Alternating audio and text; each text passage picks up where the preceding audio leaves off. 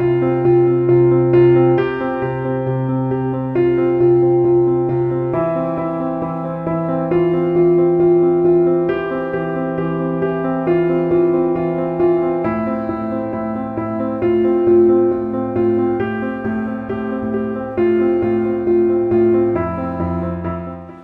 ¿cómo están? Los saluda el pastor Omar Bengolea de la Iglesia Verdad de Vida en la ciudad de Ayacucho.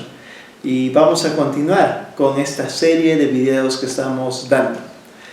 Bueno, nos habíamos quedado y habíamos llegado a ver en absoluto lo que es la protección de Dios sobre la humanidad. Y habíamos dado los versículos. Sé que hay más versículos, pero por el tiempo de los videos no puedo darle los demás. Pero habíamos podido ver y comprobar cómo hay una protección de Dios sobre el hombre. No importa cuán pecador sea, Dios lo quiere salvar. Amén. Amén. Dios ama a la humanidad. Dios ama realmente a la humanidad. Ellos son su creación. La palabra dice que somos hechos a imagen y semejanza de Dios. El hombre es a imagen de Dios. Amén. Amén. Y ahora lo que vamos a ver es el siguiente tema. Y estamos empezando a entrar al punto caliente, al centro. Yo les recomiendo que vean todos los videos desde el principio y que tal vez lo puedan ver una y otra vez y entiendan a plenitud lo que estoy tratando de decir con los versículos de Dios a través de los videos, porque estoy dando ciertos conceptos que van a hacerle entender muchas veces qué es lo que está pasando en su vida y qué es lo que pasa en el mundo. Es a través de la palabra de Dios que nosotros podemos saber qué es lo que ocurre. Nos deja ver claramente qué es lo que está pasando. Y sin temor sabemos por qué ocurren las cosas, por qué no ocurren las cosas, por qué a veces no nos va bien como creyentes y por qué a algunos sí nos va bien, por qué a algunos les va bien a pesar que están viviendo en la inmundicia del pecado y por qué a otros no. Vemos que es por la misericordia de Dios, actúa esto de la protección de Dios sobre la tierra. Amén. Amén. Pero ahora vamos a entrar al sexto punto que quería tomar, que era, ¿qué es lo que ha hecho el hombre para que se desate esta pandemia? Mire, cuando ocurre algo en tu vida particular y personal, siempre es causado por ti. Como individuo, individualmente, sea para bien o sea para mal. Por ejemplo, si todos se han sacado en tu salón entre 14 y 18 y tú te has sacado 0,7, ¿de quién es la culpa? ¿Quién ha causado esta nota? Tú como individuo, así es. Pero si todos se han sacado entre, de repente, 14 y 11 y tú te has sacado un 20, ¿de quién ha dependido? De ti, individualmente. ¿Ok? Las notas no son grupales, por si acaso. Asimismo, todo lo que pasa en la vida del hombre no es grupal.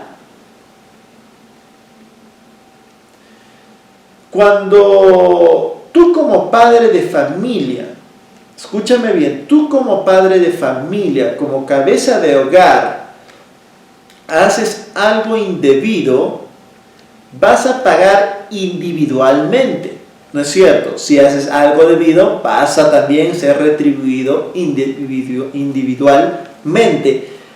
Pero acá ocurre algo.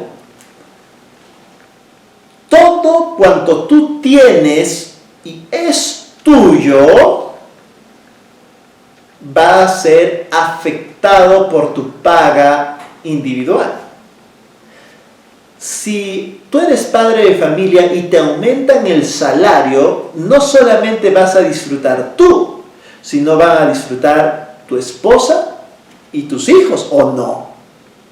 O solamente tú, como padre de familia, si te aumenta el sueldo, no, el sueldo es para mí, yo me lo gané. ¿Es así? La palabra dice, no está bien que los hijos atesoren riquezas para los padres. Es al revés, los padres atesoran riquezas para los hijos. ¿Por qué? Porque hay ese vínculo de autoridad que afecta al que está debajo. Y esto es lo que ocurre. Esto muchas veces se muestra en la palabra de Dios. Solo voy a ver si es posible un poco más adelante. Cuando vemos cómo muchas mujeres viudas sufrían porque su esposo había muerto, habían quedado viudas y habían muerto sin pagar deudas, y en ese sentido los acreedores iban a llevarse todo cuanto tenían, y si no tenían lo suficiente para pagar, se llevaban también a sus hijos y los vendían como esclavos. Afectaba a la cabeza y participaban de esa aflicción o tal vez bendición, dependiendo que les haya tocado. También participaban sus esposas y sus hijos. Y esto es muy sencillo de entender con lo de los sueldos. ¿Ok? Esto es así. Hay una participación, pero es como individuo. Entonces, cuando ocurre en una familia, en una persona, es algo muy individual. ¿Ya? Tiene el mismo principio, se analiza a través del pecado y de las cosas que está haciendo y cómo puede venir al arrepentimiento. ¿Ok? Pero cuando ocurre en una nación, en una población, en este caso en el mundo, obviamente se sigue analizando que es culpa del pecado, y acá ya les empiezo a decir claramente, pero ¿de quién? ¿De quién vendría a ocurrir? Cuando esto ocurre, como es una pandemia, es algo en común que las personas de una población, o en este caso del mundo, están haciendo algo en común. No todos lo hacen, algo en común. Que algo están haciendo, alguna transgresión que está ocurriendo en el mundo. Siempre se analiza así, es muy sencillo, es el mismo principio para todo. Algo está ocurriendo en el mundo, algo está pasando con las personas. Imagínense, si usted está caminando por una ciudad y viene una bola de fuego y le cae a usted, justamente a usted, algo ha pasado con su vida, ¿no es cierto? Pero si esta misma bola de fuego cae sobre toda una ciudad, algo en común tiene toda la ciudad.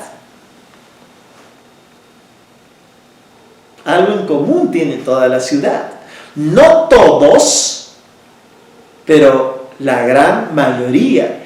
Y acá va a entrar algo que se llaman los gobernantes también. Y para saber cómo ha ocurrido y qué exactamente es lo que ha pasado, quiero que me acompañen a Génesis, el capítulo 18. Oh, gloria a Dios. El Señor nos habla a través de su palabra. Es la palabra de Dios aquella que tiene la respuesta para cada aspecto, para cada situación. No hay necesidad de estirarla ni malinterpretarla, sino la palabra de Dios habla por sí misma.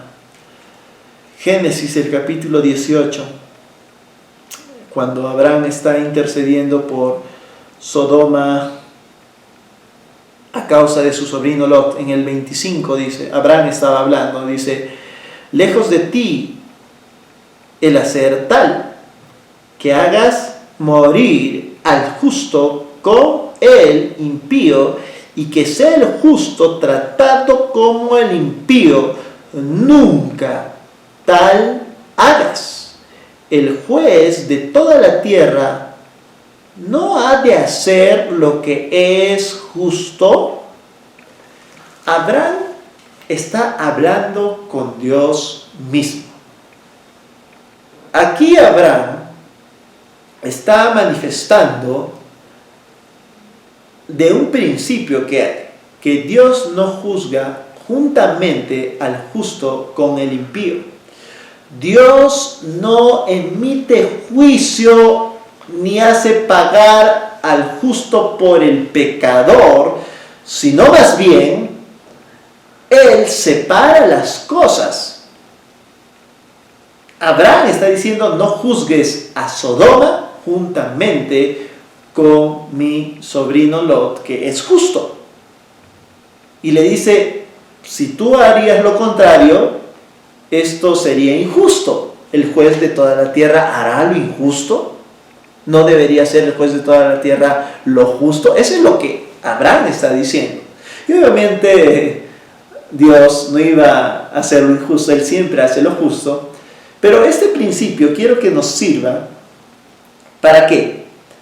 Para que nos empiece a adentrar. Hay mucha enseñanza de acá, se puede sacar un montón de cosas de este versículo, pero quiero enfocarme en este lado, en este aspecto que voy a mencionar, y es que para entender qué es lo que está pasando, vamos a ver qué grupo de personas son eximidos. De esa manera vamos a saber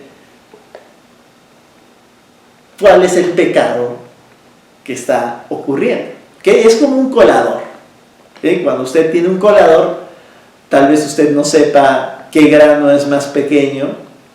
Entonces, ¿qué es lo que hace? Usted pasa un colador de esa manera, cuela todos los granos más grandes y se quedan en la parte superior, ¿no es cierto? Los granos más pequeños, los que son casi líquidos, van a pasar por el colador. Y este versículo podemos usarlo en este caso como un colador, colando y diferenciando quién es el justo y quién es el injusto. Por favor, acá no me quiero ir con lo de, no, los justos somos creyentes. Sí, eso es cierto, pero acá vamos a aplicarlo en otra área para encontrar qué es lo que está ocurriendo, qué es lo que ha hecho el hombre. ¿Ok? ¿Por qué? Porque encontrando qué tipo de personas están excluidas de esto, ojo, vamos a poder saber cuál es el pecado que ha originado esta pandemia. Por favor, ya sea que ha sido originado en un laboratorio, ya sea que, yo sé que en este tiempo están pasando muchas teorías conspiranoicas, ya son conspiranoicas porque hay cada cosa que Estados Unidos inventó, que China inventó, que Rusia inventó, que después están diciendo también que no, que inventaron los alienígenas. La verdad son un montón de, discúlpeme, tonterías, ¿ok? Son un montón de tonterías. Así una de estas sea cierta, menos la de los extraterrestres, por si acaso, que no existen. Así todas estas conspiraciones de los países sean ciertas, sea lo que permite que entren este tipo de dolencias a la tierra es justamente el pecado. Es el pecado. Es más, para muestra un botón, la palabra del Señor dice que la tierra gime. La tierra gime esperando realmente su redención, esperando la manifestación de los hijos de luz, que la tierra misma ha sido sujeta, dicen, a este pecado, no porque quiso, porque fue Adán el que le dio este señorío a Satanás en el huerto del Edén. ¿Ok? Eso es lo que está pasando. Entonces no es que la tierra se le da ganas de temblar, hacer terremotos, porque bueno, hay que matar a los seres humanos. Es a causa del pecado del hombre. Es a causa del pecado del hombre. Y cuando más se multiplica la maldad, más hay desastres naturales. ¿No se ha dado cuenta? Porque la tierra misma no soporta la maldad. Porque fue creada por Dios mismo, el Dios de amor. Dios que es amor. Y fue creada para el bien, para paz y gozo, para que sea un hábitat muy buena, de paz, de gozo, de amor. Ha sido un hábitat creado para nosotros, sus hijos, ¿ok? Sus hijos. Entonces, este es el primer versículo. Ahora quiero que me acompañen a Éxodo capítulo 12. Éxodo, el capítulo 12.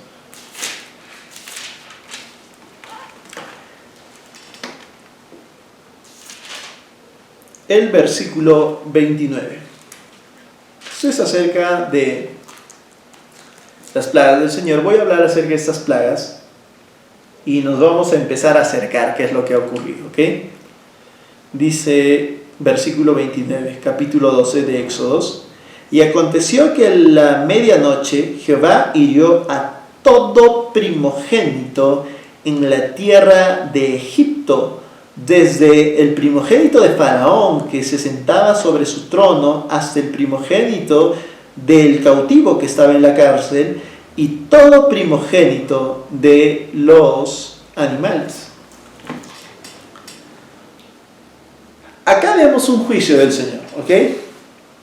Acá vemos un juicio del Señor, y esto claramente la palabra de Dios dice que fue un ángel y hirió a los primogénitos.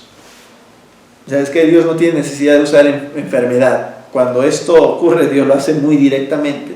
En ciertas ocasiones lo ha hecho, y la palabra dice: la ira está reservada para sus enemigos, no para sus hijos. Por eso dice: terrible es caer en manos del Dios viviente, ¿ok? Pero este tipo de cosas no es la ira del Señor, porque es una enfermedad y Dios no trabaja con la enfermedad, no tiene necesidad de hacerlo. Otra cosa, en Apocalipsis muchos dicen: eso está enviando el Señor. No, no lo envía el Señor. Dios saca su protección porque el hombre sale de su protección, y es por esta razón que entran muchas cosas como demonios atacando a la humanidad. No voy a explicar también de esto, si no me voy a alejar del tema que estamos tratando. Pero con este pasaje podemos ver que hay cierto grupo de personas que no están dentro de esta calamidad, si así lo podemos decir. ¿Quiénes son? ¿Quiénes son? Los primogénitos de los judíos, o del pueblo de Israel, mejor dicho. Entonces, cuando tú separas, tú vas a ver a causa de quién vino esta calamidad. ¿A causa de quién? En este pasaje de Éxodo 12. A causa del pueblo de Israel es que vino esta calamidad a los egipcios. ¿Se dan cuenta? O sea, diferenciando y encontrando quiénes han sido eximidos de esta calamidad, podemos ver a causa de quién ha venido, y por lo tanto cuál es su pecado. ¿Cuál era el pecado de este pueblo? De este pueblo, su pecado claramente era no dejar al pueblo de Israel. Ese era el pecado. Vemos víctima y victimario. Víctima y victimario. En este caso era una víctima el pueblo de Israel, y era el victimario el pueblo de Egipto.